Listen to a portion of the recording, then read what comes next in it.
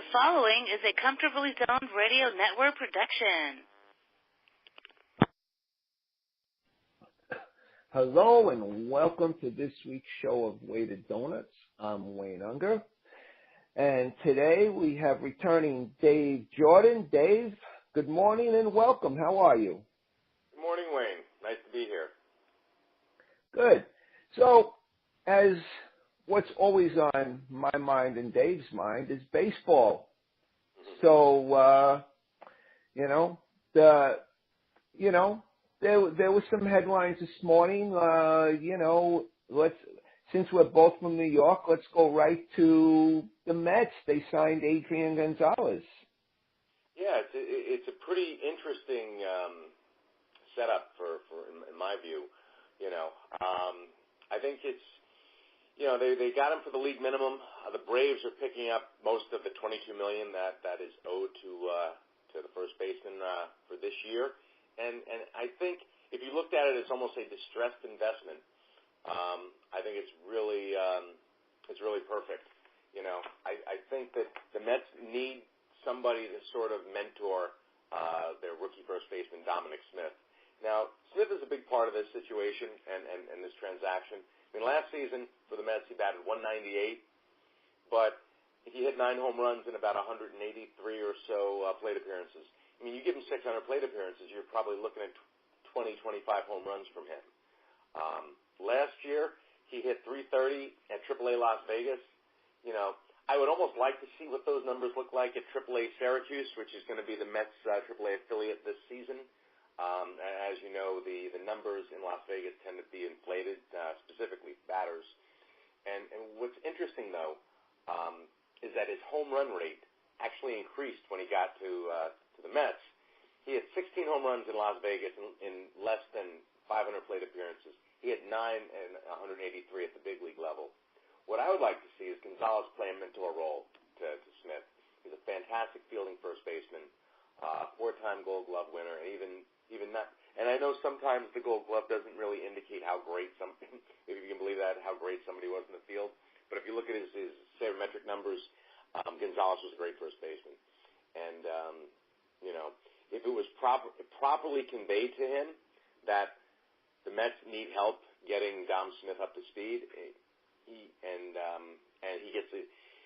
Gonzalez can get a legitimate chance to start. I mean, the communication between Alderson, the Mets front office, and Gonzalez would be the key here.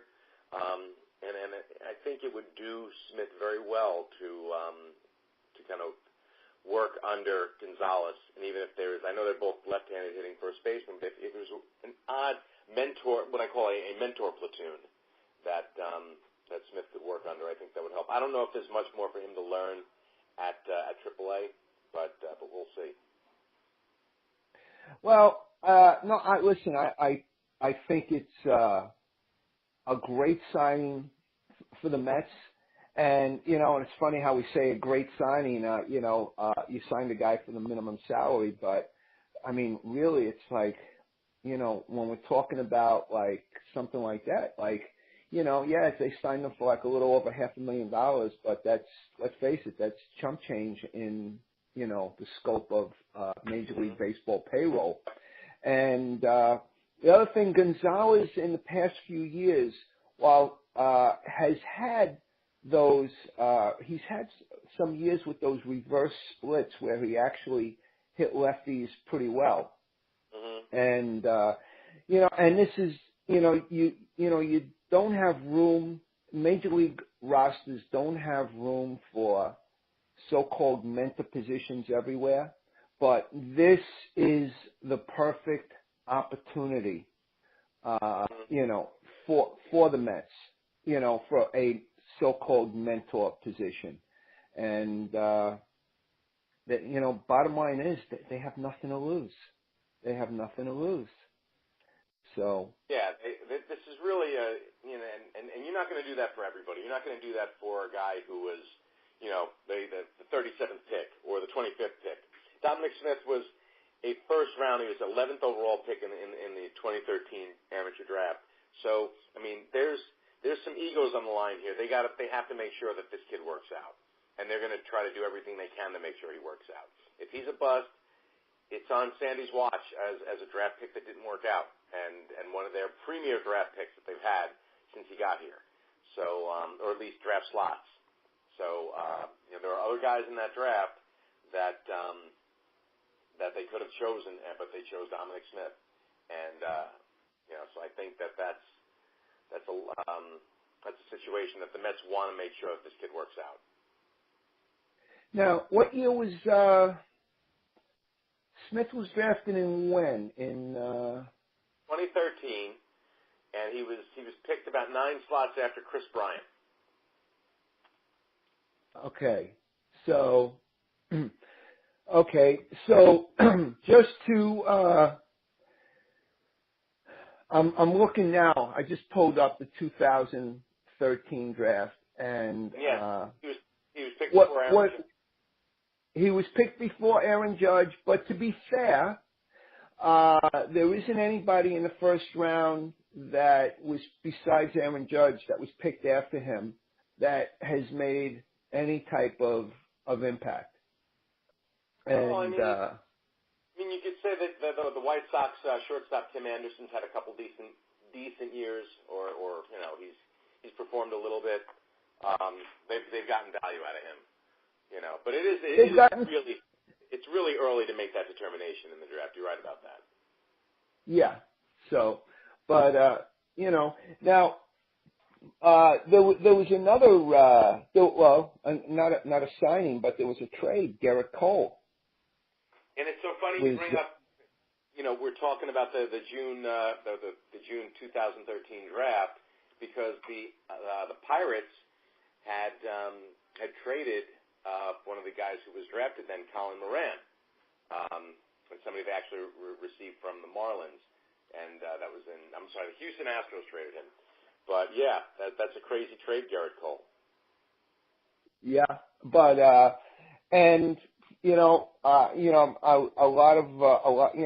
number of scouts, I was reading some feedback, a number of scouts or GM said, I would have taken if the Yankees were actually offering Frazier in a package for Cole, I would have taken any package that included Frazier for Cole that, over what the Pirates got from Houston. And that's interesting. And that who knows what dynamic that speaks to? If that speaks to the relationship between the Pirates GM and the Astros GM, or the Pirates GM and Brian Cashman with the Mets, or the Yankees. I'm sorry. I think very often when we have these conversations, and then when people talk about baseball trades, they don't really talk about the dynamics between the front offices. Do they get along? Or is there, again, egos involved? And is it something like, I'm not giving that guy any firepower to, I don't care how well it helps my team. I think these are realistic concerns and whatnot between a lot of them. And it's surprising that they wouldn't go after somebody of Frazier's ilk, because he is a solid prospect and ball player.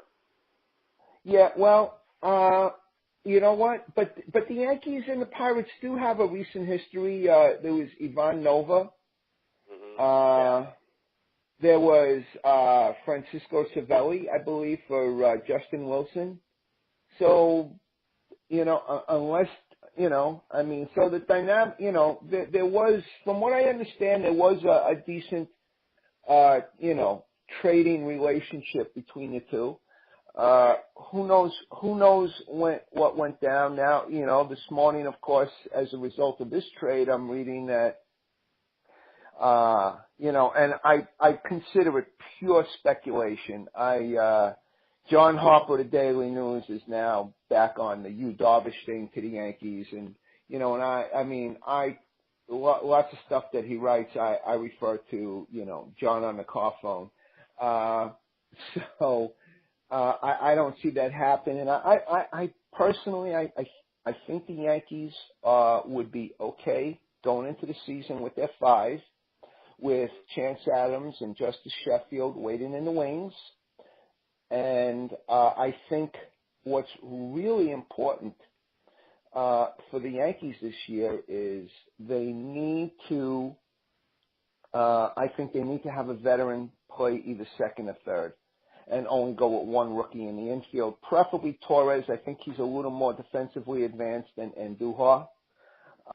They have a lot of pitchers on that staff that induce the ground ball, and I think that will be critical to their pitching.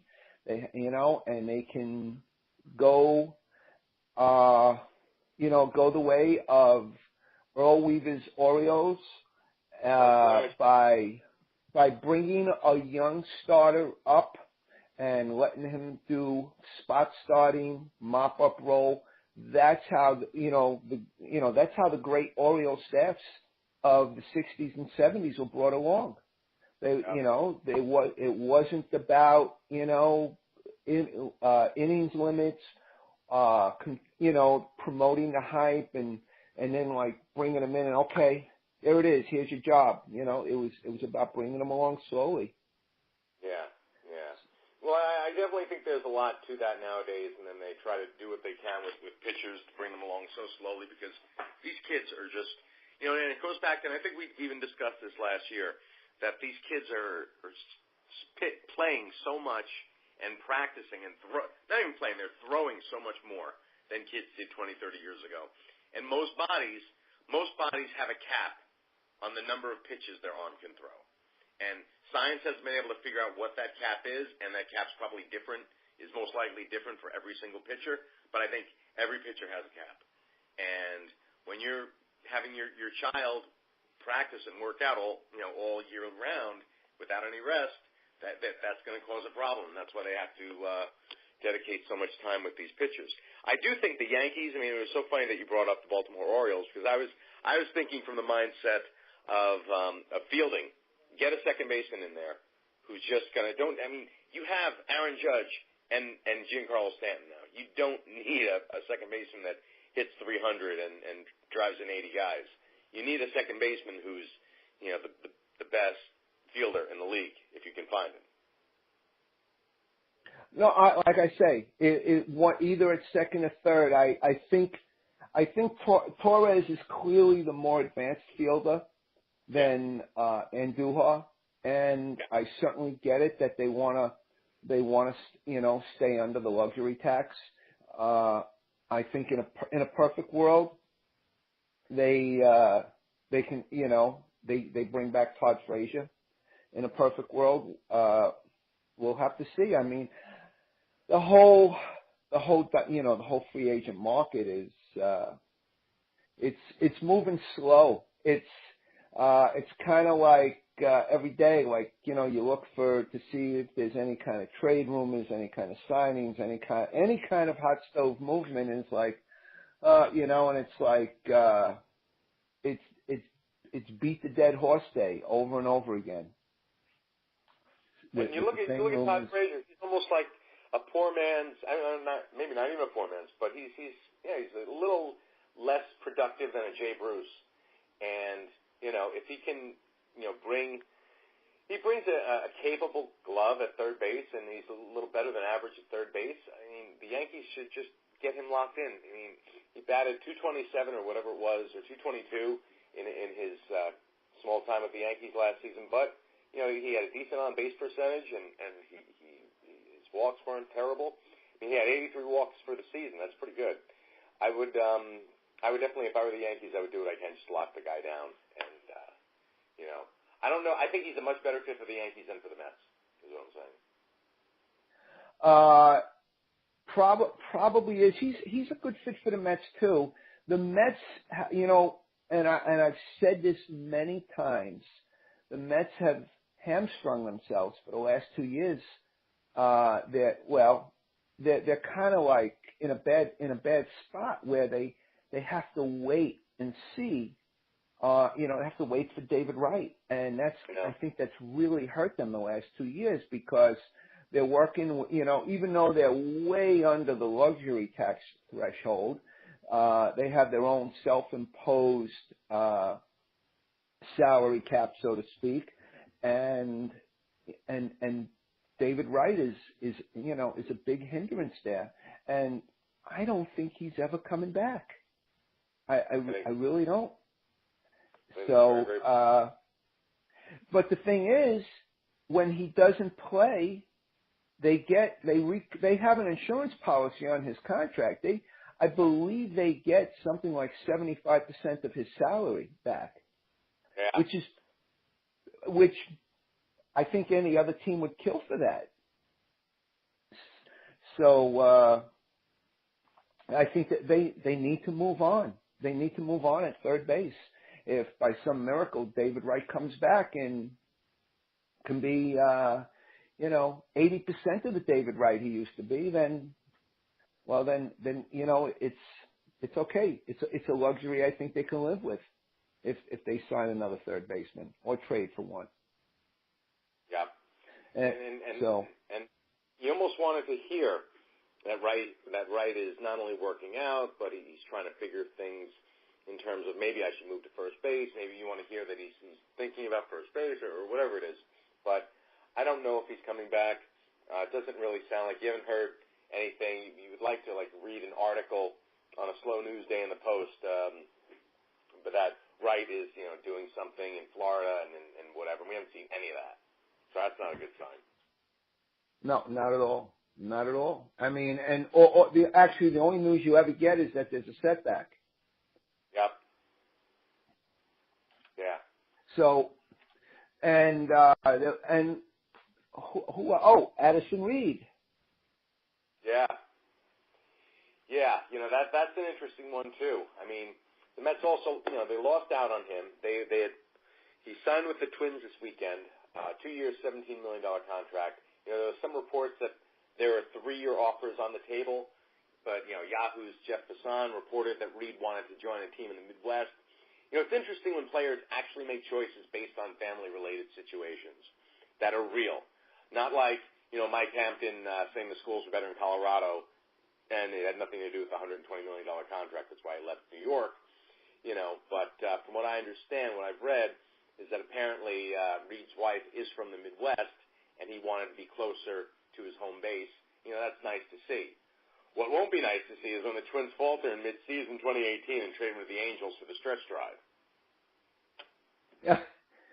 Well, you know what? I tell you, a lot of prognosticators are, they think the Twins are real. They think they're a team coming up. Yeah. Personally, I personally don't see it. Okay. They're not as bad as they were 2 years ago, but I don't see them as contenders this year. Just as, although the Phillies improved their farm system in the past few years, I never looked at that farm system as like wow, like the way the Yankees farm system has improved, or the way the Astros came on, or the way the Cubs came on. I didn't view them the same way. They were going in the right direction, but I didn't view them the same way. So. Yeah. And I think that Molitor actually he did a nice job getting the Twins to play a little bit over their heads. So I think that they had a nice year. It was nice to see Joe Marr hitting above 300, decent on base percentage. He's still he's been in somewhat of a decline, and it was a shame because he was on a trajectory for kind of a Hall of Fame career, and that's fallen a little bit by the wayside. But it'll be nice to see if they can improve upon their 85-win season. But can you really expect Erwin Santana to win 16 games again? I mean, that was he seems like an on again, off again kind of guy. And this was this is the best season of his career. So I don't know if you can expect that to happen again. And then, of course, now, of course, they have another situation going on with a very important player in Miguel Sano. There's a domestic violence. No, I'm sorry. There is a sexual assault situation. What was it exactly? Something to do with, he. Was it not an assault, but a harassment? But it, either way, it doesn't look good. Okay, and even if there's no criminal prosecution, I see another one of those 45-day suspensions minimum. It's very possible, coming down and the pike. it happened 2 years ago, and it's just coming up now.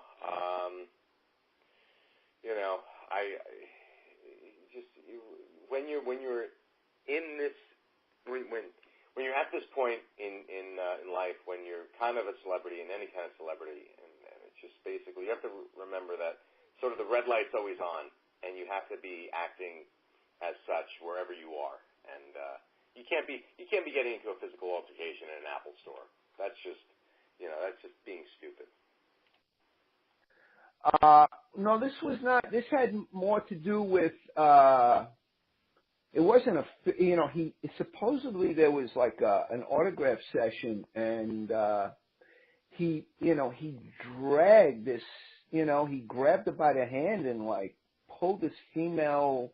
I don't know if she was a photographer, and I don't know. It just it had to do with an. It was an off-site appearance. Mm-hmm. No, they were talking about a female photographer claims to know physically assaulted her in an Apple store, and okay. And there was a couple things, but it was a very bad off season, it seems, for Sano. And I think he's going to have some things to deal with, and the Twins will probably have to have some things to deal with as well. So one other thing talking about a lot of the unsigned free agents. Do you think you're going to see a lot of players sign minor league contracts? I mean, you could. There's definitely, if you're still seeing the top tier guys out there, you're going to see some minor league contracts. I mean, look, there's been a lot of concern trolling from some of the baseball writers. Oh, is this collusion 2018 style and whatnot? I think that the GMs are smarter now. I think the GMs say, you know what, I'm not giving Jay Bruce a 7-year contract. I'm not giving these guys Eric Hosmer. I'm not giving that guy a 7-year deal. I'm sorry, And the guy had a career year. I'm a firm believer in the walk year success. I mean, I was happy that the Mets didn't sell Jay Bruce low last year because I thought that he was in something to prove mode, and he really gave them some nice value. I'm not 100% sure I love the signing. I mean, it is relatively cheap, but it's not going to be that painful if they need to get rid of him in August or next year, whatever it is. But for Jay Bruce for $10 million for a year, in the confines of Major League Baseball's economics right now, that's not a terrible deal. But, giving somebody like Eric Hosmer a 7-year, $200 million contract is insane. And I think that when you're seeing these GMs today, they're not just farm directors that have been in organizations for decades or ex-ball players. I mean, they're Harvard and Yale-trained guys. And they're looking at the numbers and saying, I don't care what cable deal we have. This is not a smart sign. So I think that's what you're seeing. No, I agree. I mean, I'm surprised it's taken so long. I mean, for the most part, the history of big free agent signings, it hasn't been successful. I mean, I think it's been overwhelmingly bad as far as, full contract value. And Eric Hosmer, he's a guy that he has a good year every other year. Yep. That's pretty much it. And pitches are extremely risky. And you're talking about, I believe, Arrieta is 32 and Darvish is 31. So, if you're talking 5 years, I mean, what kind of peak value do you expect to capture? Especially if you think that 28 to 30 is a player's peak years, you're not going to capture peak value. You're capturing and paying a premium for their decline, which makes no sense. I mean, are you looking at like Lucas Duda getting a minor league contract? That's possible. He's going to get a minor league contract somewhere. Mark Reynolds, is he going to get a minor league contract? I bet he does. Howie Kendrick, I bet he does. Even Reyes might get something like that. The Mets might throw him a minor league contract bone to keep him in the fold somehow. But there's going to be a lot of, I think you're right on the money. There's going to be a lot of those, Rajay Davis, Craig Gentry, these guys like that are on the bubble, maybe even Austin Jackson. I think a lot of them will be seeing some kind of minor league deals. Yeah, split deals, yes. Without a doubt. So, Dave, you recently did a piece on the baseball draft. You became, I don't know if you recently discovered it or if you've been reading it for years, but Baseball America's Draft Almanac. Yeah. It's a phenomenal book. Oh my God. I sat down with Alan Simpson, who's the founder of Baseball America, and he's written like 2 or 3 of these. This is the latest version. Came out this year, or late in 2016. And it's just a phenomenal book. It's 750 pages. It goes over every single draft, which, granted, you could find that on baseballreference.com if you do some deep digging. But what he does, he puts it all into perspective, and he gives these phenomenal narratives of the stories of guys who made it and who didn't make it.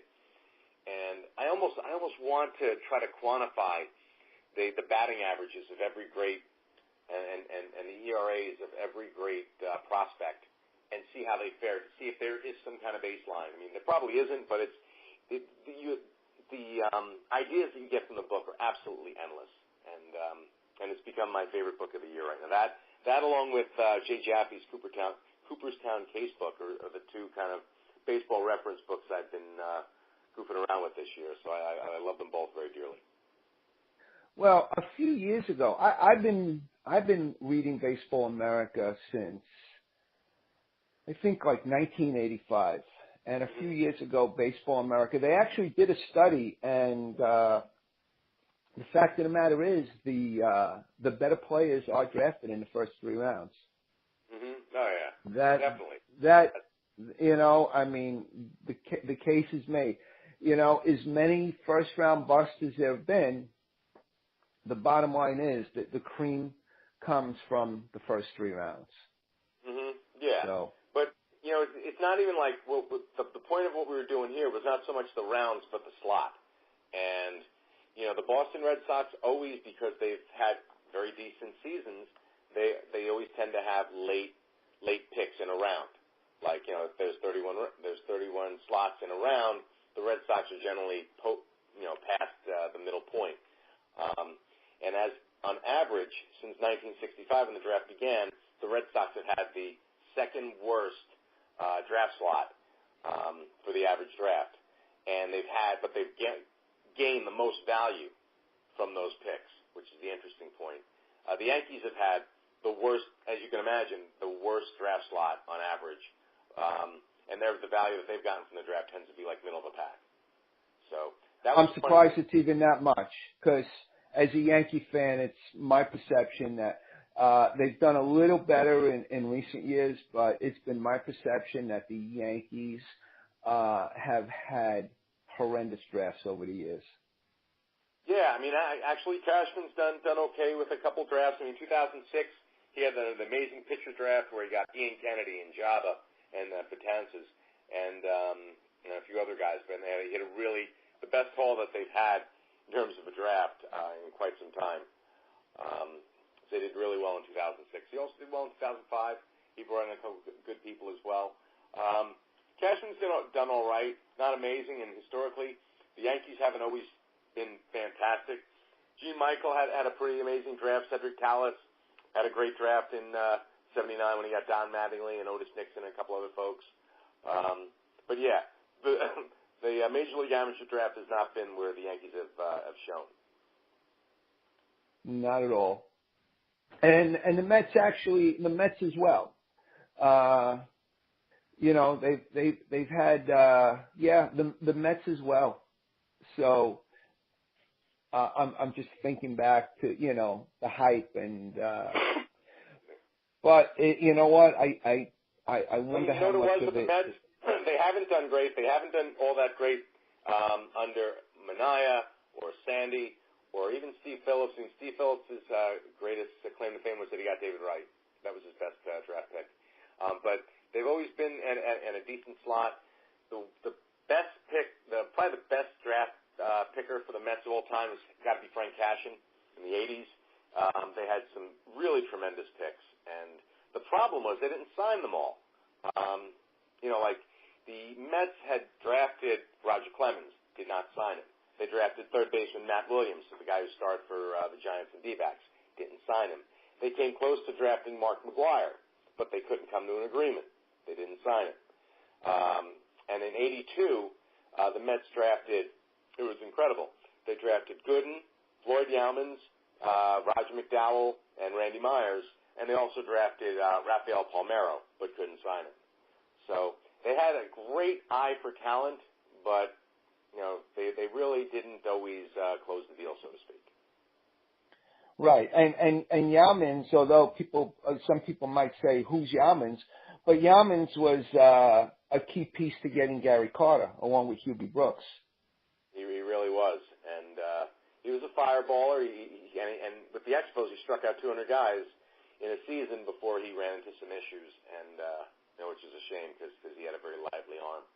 But for the most part, yeah, I mean that was the Mets did really well with their drafting in the 80s, but it just didn't really amount to very much afterwards.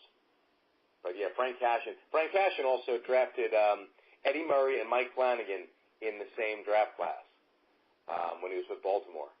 So he really, he really had an eye for it. Him and the team that he put together. Yes, Cashin probably doesn't get enough credit, in a historical sense as a general manager, because all people will remember is the declining years of the Mets. Yep. They don't remember the build-up. They don't remember the trade for Keith Hernandez, the trade for Howard Johnson. Yep. The trade for Ron Darling and Walt Terrell, which translated to Howard Johnson. Getting Sid Fernandez from the Dodgers. Getting Kevin McReynolds. It just goes on and on and on, without a doubt. Yeah, he did make some very interesting swaps. And then what happens is, and again, the politics of baseball is kind of what fascinates me a great deal, and the politics of the Mets clubhouse, which led to the trading of both McDowell and Lenny Dykstra for Juan Samuel. And he had these phenomenal trades in the early '80s and the mid '80s, but then once the team's core was set and they had tasted some success, egos got involved and whatnot, and they had to be dealt with, and sometimes they didn't always end up in the proper transaction. This is true. Kevin Mitchell was, even though getting McReynolds was a great trade, but I remember reading way back that once they saw, if you remember the post-game celebration in 1986, do you remember Kevin Mitchell swigging champagne and then spitting it out? I think it was on Bobby Ojeda. Yes. I mean, this was on camera. He'd take a swig and he'd spit it out on the guy. And from what I heard back then, that infuriated the Mets front office. They thought that was just so classless. And, he was going no matter what. That's what I heard. Yep. But,